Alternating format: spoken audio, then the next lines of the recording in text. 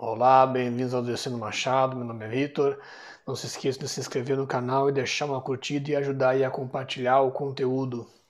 Eu soltei um vídeo ontem comentando bem rapidamente a questão da orientação de leitura do livro do Sun Tzu, né, A Arte da Guerra, para os oficiais do Exército, né, para a verdade, para partir do posto de capitão concurso ali de oficial, enfim, né, de escola de guerra.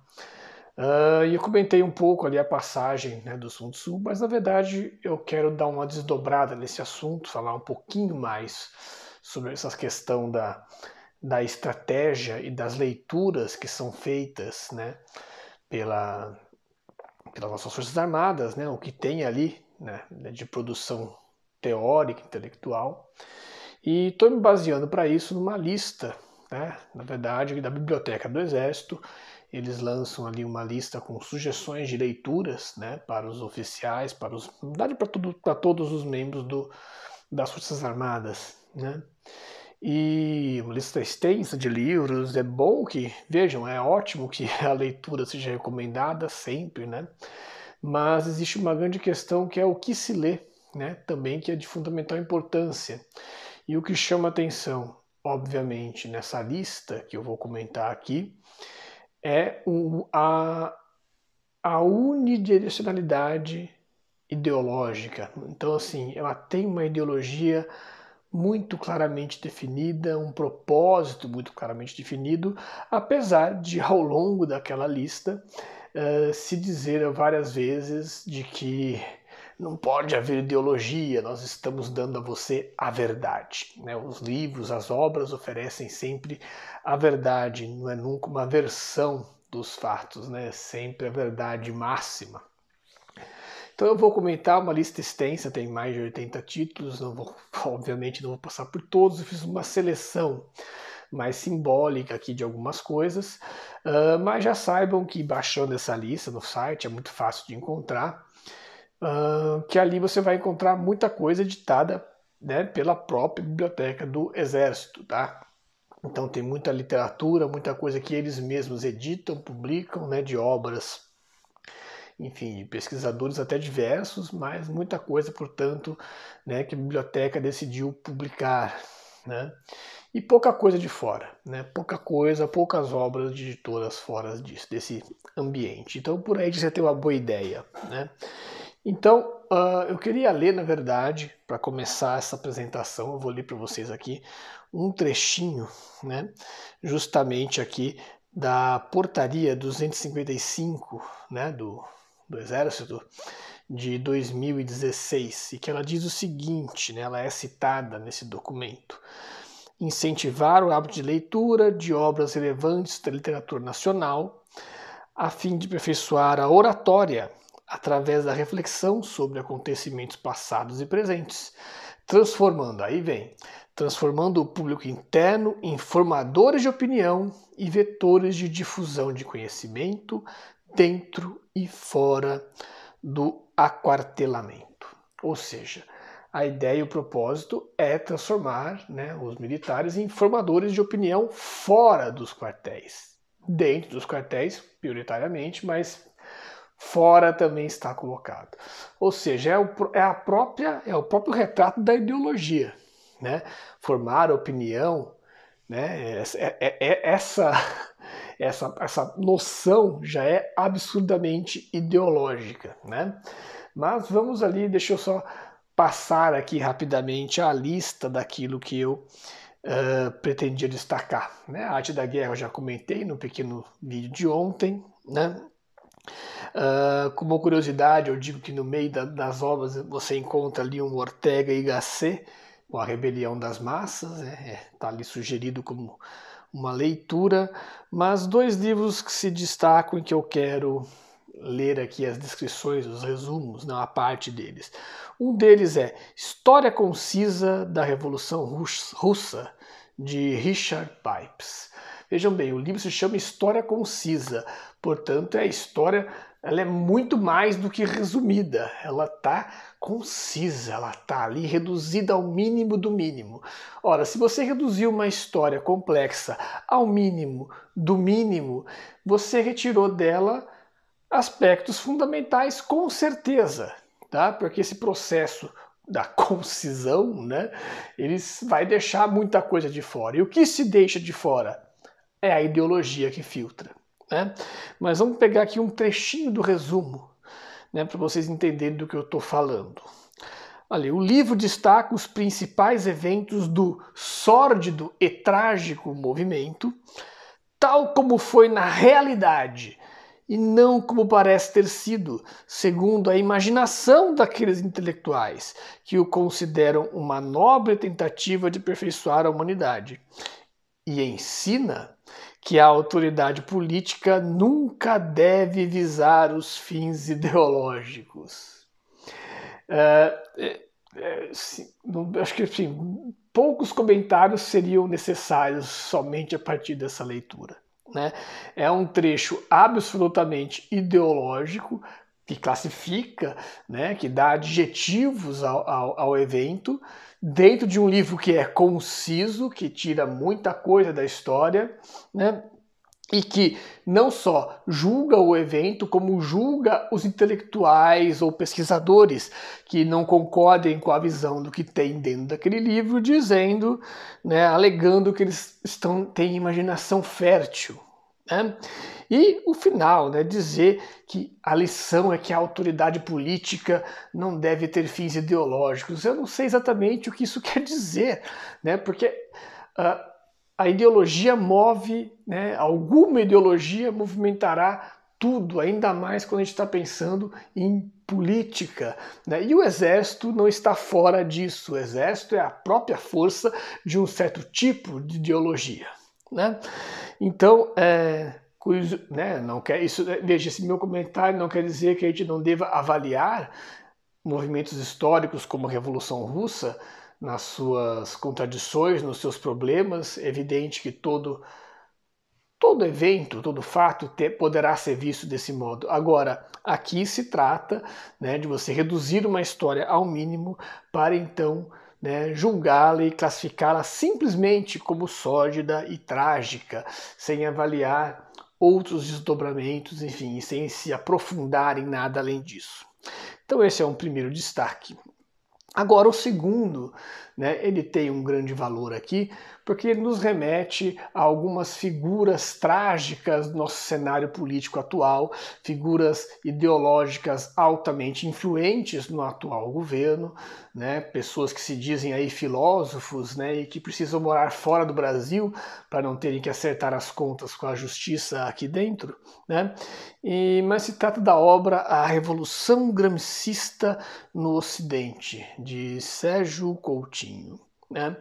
E chega a ser difícil de ler o resumo, mas eu vou ler aqui para vocês, né? Síntese didática da teoria gramscista para a implantação da nova ordem socialista marxista. Meu santo Cristo, né? Eles reduzem toda a obra do Gramsci nas condições em que ela foi escrita. Gramsci escreveu boa parte dos seus textos preso no cárcere, né? Aprisionado pelo governo fascista do Mussolini, antes da Segunda Guerra Mundial. E eles transformam todas as reflexões que ele faz sobre a situação daquele governo fascista, né, nos seus escritos, em simplesmente o propósito de implantação da nova ordem socialista, né? Mas vamos continuar. Apresentam um extrato seletivo do exposto por Gramsci no seu livro Cadernos do Cárcere, de onde extraiu e colocou em uma linguagem mais clara os trechos pertinentes de sua estratégia e táticas revolucionárias. Novamente, a mesma lógica, um extrato seletivo. Quem seleciona é ideológico. Selecionou como? Qual foi o critério? De que maneira isso foi feito? Tá? Então, assim, a obra é obviamente ideológica e obviamente faz uma abordagem do autor seletiva. onde a pessoa que escreve o livro quer encontrar aquilo que imagina, né, desde o começo que ele quer buscar ali. Quer transformar o autor simplesmente num conspirador, né, um cara que está dentro do cárcere na década de 30 do século XX planejando dominar o mundo, né? Vamos lá, vamos em frente, né? E ainda por cima traduz a obra, né? Coloca numa linguagem mais clara. Então, além de fazer uma seleção ideológica dos trechos do autor, ainda traduz o que está escrito no autor, né? Coloca em outra linguagem para dar o sentido que ele mesmo quer que tenha aquilo. Fantástico. Aí vem, o valor do trabalho está no fato de colocar ao alcance do leitor como uma teoria revolucionária de difícil compreensão, embora lógica. Trata-se de um estudo inédito cujo valor aumenta extraordinariamente se considerarmos que a tese gramscista vem orientando a tomada do poder em várias partes do mundo, né? E aí vem, então, portanto, né, essa grande questão, essa grande neurose, né, em torno da obra do Gramsci, feita através, veja bem, uma obra na qual o cara pega trechos de um autor difícil, seleciona os trechos que ele bem entende, pega esses trechos e fala o que ele bem quer sobre aquilo. Ele não apresenta os trechos, ele recoloca aquilo tudo na sua linguagem, traduz, né? E aí a pessoa que jamais leu Gramsci fica com o que na cabeça? Não, é um autor difícil, eu não vou me aventurar a ler, mas eu vou ler esse cara que traduz. Como se essa tradução do autor não fosse profundamente ideológica, filtrada e com um propósito, né, de demonizar uma obra, de demonizar, né, toda uma reflexão teórica, conceitual, enfim, feita por um autor que produziu, né, os seus escritos numa condição bastante complicada de luta contra o fascismo, né, nos anos ali imediatamente anteriores ali à Segunda Guerra Mundial. Aliás, é bom dizer, né, que enquanto Gramsci estava preso, lutando contra o fascismo, né, e aquilo que viria a se tornar a aliança fascista-nazista na Segunda Guerra Mundial, o governo brasileiro da época, governo, aliás, do qual os nossos militares faziam parte, na década de 30, né, estava ali fazendo o quê? Estava aliado à Alemanha, né, estava até a Segunda Guerra começar, né, pouco se sabia de qual seria a postura do governo brasileiro, do nosso exército com relação à guerra naquele instante, né? Muito bem.